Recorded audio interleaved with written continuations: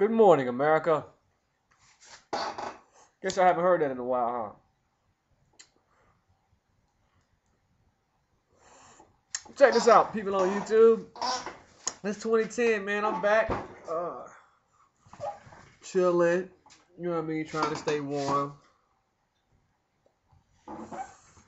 Still homeless and everything. Still ain't got no job. And the jobs plus, some people up there intimidated, man. But I might fill out for a job application. About time to start back working. I want to work out there with my mama. Bobby, punk ass. I'm gonna start calling Bobby a punk ass. I'm just gonna say Bobby. Every time I say that nigga name, I be like Bobby. Like with so much emphasis on the fact. Bobby. Now Reverend Sanford Hayes, he's a little better, but Bobby, I can't stand that nigga. He was over here yesterday. Came over here and sat down in the chair that I normally sit in. And grandma be like, why don't you talk to your daddy? That's not my daddy. That's Bobby. The dude who married my mom. My theme music and I'm tripping.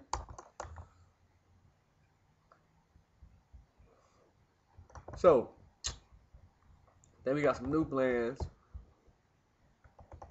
Now my mama bring breakfast on Sunday. So that's one day a week that. But I still can't leave the house. Because I got to take my grandma to church. Because it's Sunday. Remember they go to church at 11 o'clock. So I'm waiting. Take my grandmother to church. But you know what I figured out, people on YouTube? My volume control is still messed up. That's alright. Check this out, man. My grandmother. If it wasn't for my grandmama and my granddaddy Carly, then it would have been my mama. Then there would be no me. So, we owe our lives to our ancestors. You know, this is the movie for the day. I ain't read y'all my book lately, huh? Check this out.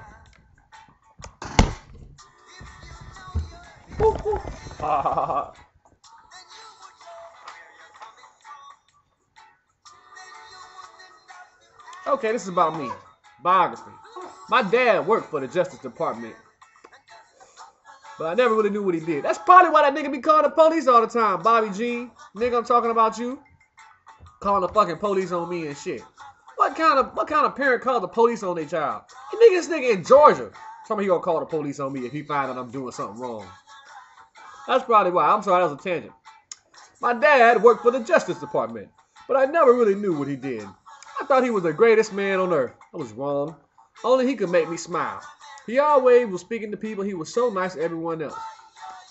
I never understood why he could be so cool at times whenever he was talking to me. He never really was there. He and my mom divorced when I was barely born. I thought it was because of me. He reminded me that I was a mistake when I was about 6 or 7 years old. He said they never really wanted me. My mother remarried a young former reformed preacher, former drug dealer reformed preacher, called Bobby. I grew up in a typical African-American middle-class family. My mom was the greatest God to me. She taught me from a child. I can remember her reading me books and cooking with me. My grandmother. We baked cakes and fried chicken and made Kool-Aid. My granddaddy would help. I had a great family. My extended family was so big it seemed like everyone was my cousin. Everyone knew my family. And we were one of the most prestigious families in the community. So how did I become a nigger? Is a question. I'll never forget these words from Bobby. It don't matter what you do in life, son. You'll always be a nigger to them. Bobby said. But he didn't say I would always be a nigger to him too. Alright, so that's the end of that book. The secret is you really don't know who you are. Of course, I found out that I'm from somewhere else. It's like I'm a total stranger. During history, we lost the principles, values, morals, and ethics of family background and structure. We have lost track of the accomplishments, and it's only when you know where you are from, you can realize what you're made of and understand how to get to where you go. So this is the history of niggerdom, the niggerhoods, and the nigger community by Justin Dwight Outlaw. Family history. Look that up. I gotta put my book back together, man. I just wrote a whole bunch of notes. But shit really happened. That's what Bobby really said. And Bobby did really work for the Justice Department in San Antonio, man. Right downtown. I used to love it down there. We used to go see that cat, man. We used to go see him in San Antonio, all over the place, wherever he was at. He was never where I was at. That's probably why I feel like, you know what I mean, me and Deja have a great relationship whenever we see each other, but there are certain circumstances that disallow me to see my daughter. You know, like I have to have supervised visitation or some shit. That's crazy. But me and my daughter have a great time. I might go bust up in the church and snatch her up out of there. They be brainwashing my daughter with that Jesus theory stuff, man.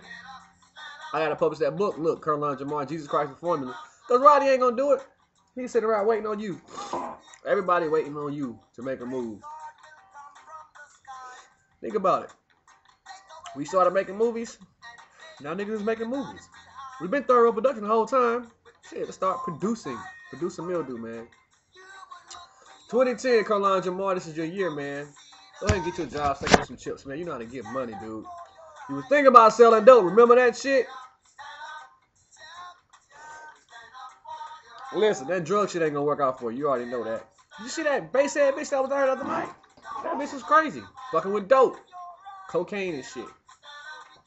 What happened last time you had all the work in Kentucky, nigga? Them niggas came to try to rob you. CJ?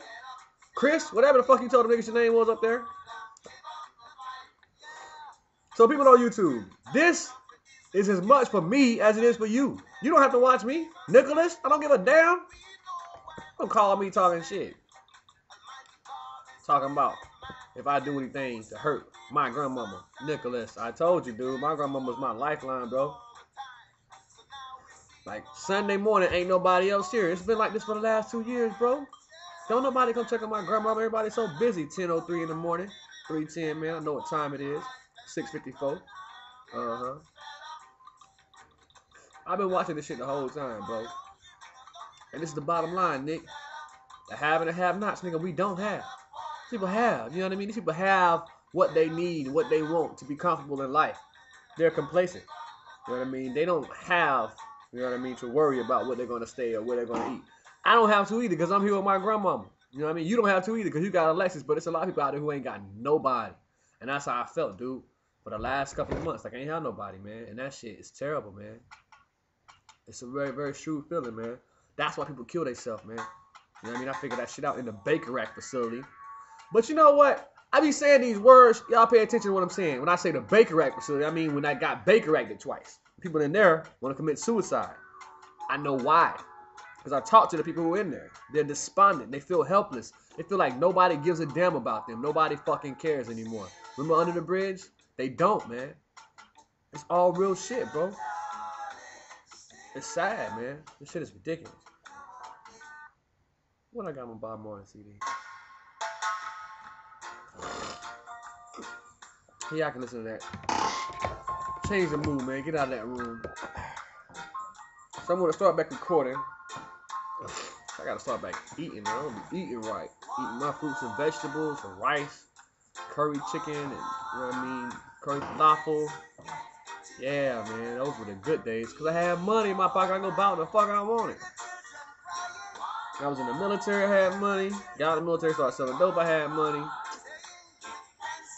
When Applebee's had money, but them punk ass crackers at Applebee's didn't want to give me no hours because they said I was too militant. But I can smile and grin and shine and say, yes, sir, boss. I'll get you some more tea, sir. Yes, sir. Sir. Would you like some fries with that, sir? You ain't mine when I was that nigga. But when you seen the real me, you got all upset. Eric Manning. I told you. Scott Bayless. I told you. Steve Ramirez. I'm coming to Mobile to see your punk ass too.